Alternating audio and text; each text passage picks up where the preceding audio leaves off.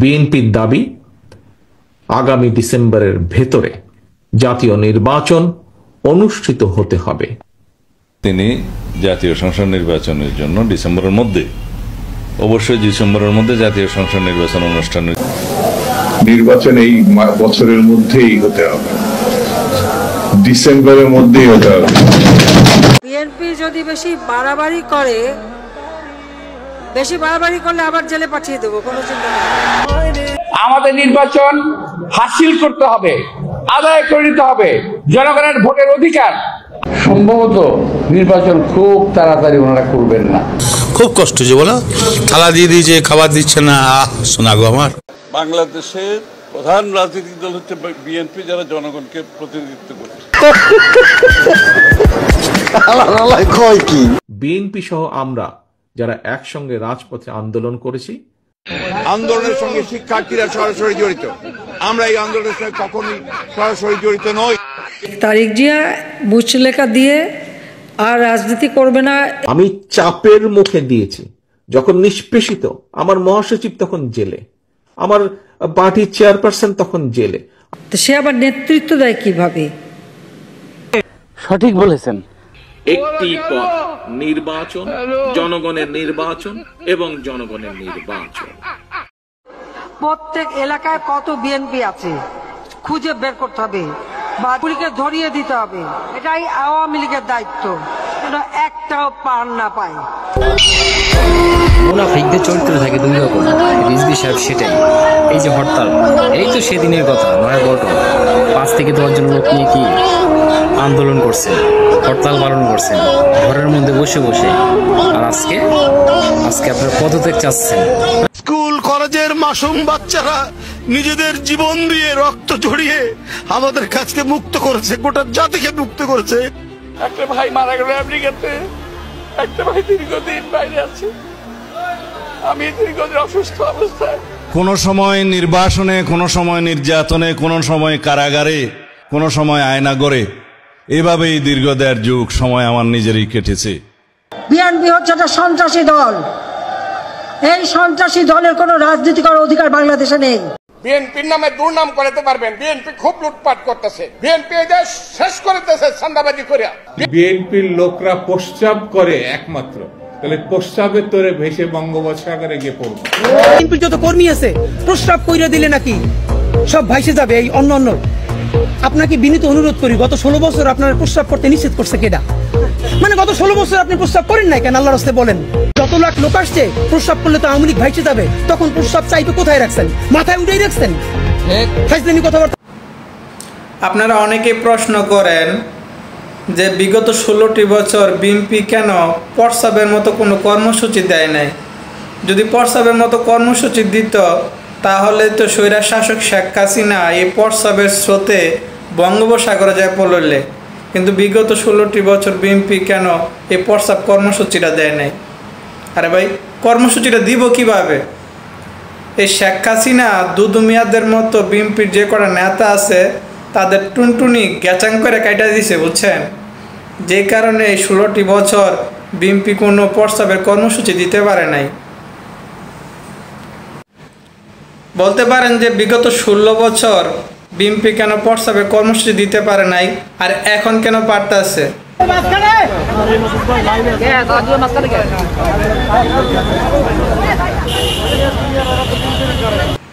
এই কারণে পারতেছে। এই দেখেন বিএনপির কয়জন নেতা, তাদের সামনে কতগুলা মাইক রাখছে, কতগুলা সাংবাদিক, কতগুলা ক্যামেরা। অথচ 5ই আগস্টের আগে ওদের যে হরতালের কর্মসূচি ছিল, একজন সাংবাদিকও পাওয়া যায় নাই, একটা মাইকও পাওয়া যায় না যে বিএনপির নেতাকর্মীরা কথা বলবে।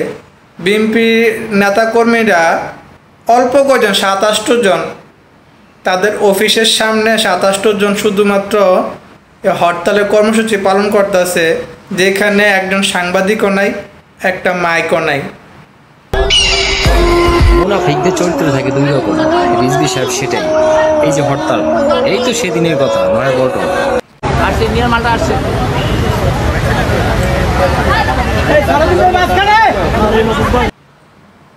আর আজকে এই কারণেই তারা প্রস্তাবের মতো কর্মসূচি ডাক দিতে পারতেছে বা মুখ মিল্লা কথা বলতে পারতেছে। কালকে যদি রায় আপনাদের পক্ষে আসে আপনারা কি ছেড়ে চলে যাবেন?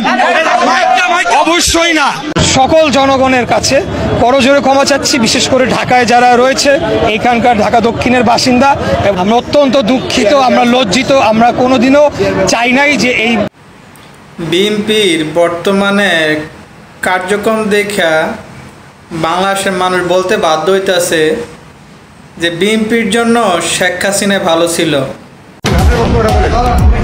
আমি জানি শেখ হাসিনা বা আওয়ামী লীগ ক্ষমতা আসলে আমার মৃত্যু হতে পারে, আয়াত যদিও আল্লাহর হাতে, তবুও আমরা চাই এই বিএনপির হাত থেকে জাতিকে হেফাজতের জন্য আল্লাহ যেন শেখ হাসিনাকে আমার এই জাতির জন্য দেয়। কারণ হযরত আলী রাসূল বলেছেন এই জাতি যেরকম তার জন্য লিডার ওরকমই দরকার, এই জাতির জন্য একটা শেখ হাসিনাই দরকার। যে জেলখানায় রাখতো, বন্দি করে রাখতো, প্রস্রাব করার সময় দিত না, পুলিশের লাঠিচার্জের উপরে রাখতো, দরনির উপরে রাখতো, তখন বিএনপির জন্য ঠিক ছিল। আর এখন স্বাধীনভাবে ঘোরাফেরা করতে পারতেছে, কথা বলতে পারতেছে, সাংবাদিকদের সামনে বক্তব্য দিতে পারতেছে, এই কারণে ওদের কথার কোনো লাগাম ছাড়া হয়েছে গা, যে কোন সময় কোন কথা কইবে, কোনখানে কোন কথাটা কওয়া দরকার, এগুলো মনে মাথায় আসতেছে না। 16 বছর নির্বাচনে তারা একটা ভালো ট্রাক সরাতে পারে নাই, তারা তাদের নেত্রীকে বিদেশ তো পাঠানোর কথা, মেডিকেলও পাঠাতে পারে নাই। এখন রিজভী আহমদ ও কোনো কিছু না পেয়ে গুহার মধ্যে ঢুকছে, ওখান থেকে প্রেস কনফারেন্স করে গুহা থেকে। এখনো বড় বড় কথা, গুহা বিএনপি মানেই গুহা। নির্বাচন করে করবেন কি? সব চোর যদি থেকে যায়, ডাকাতগুলি থেকে যায়, যারাই দুর্নীতি করেছে তাদের বিচার করতে হবে, যারা আমার ছেলে মেয়েদেরকে হত্যা করেছে তাদের বিচার করতে হবে। যাদের দান্ডা আছে ওরাই নির্বাচন চায়, ও বেড়া তো চোর না, ওই বেড়ারে তো বয়ছে ছাত্র জনতা। বিএনপি মনে করছে খালি বর পরে নির্বাচন ওরা ক্ষমতাটা লইয়া লইব আর এগুলি ওরা সব খাইব। অন্তটা জনগণ চায় না, নির্বাচন তো জনগণ চাইবে। আর এই দেশে তো জানেন নির্বাচন কিনলেইছা, ফুটপাত ভাড়া দিলে টাকা পায়।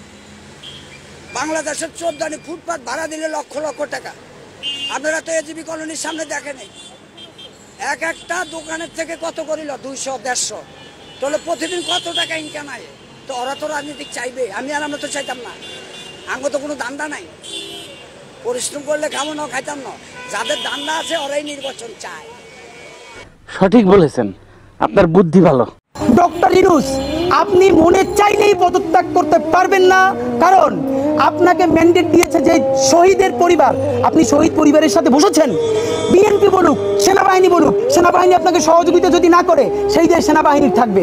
ডক্টর ইউনূস সাহেব, আপনার কোনো এখতিয়ারই নাই পদত্যাগ করার, কারণ আপনাকে বসিয়েছে 1500-র অধিক শহীদ পরিবার, আপনাকে বসিয়েছে অগণিত অন্ধ পঙ্গু জুলাই যোদ্ধারা। সুতরাং আপনাকে বসিয়েছে যারা, আপনাকে ছাড়তেও বলবে তারা, আর কেউ আপনাকে ছাড়ার এখতিয়ার নাই।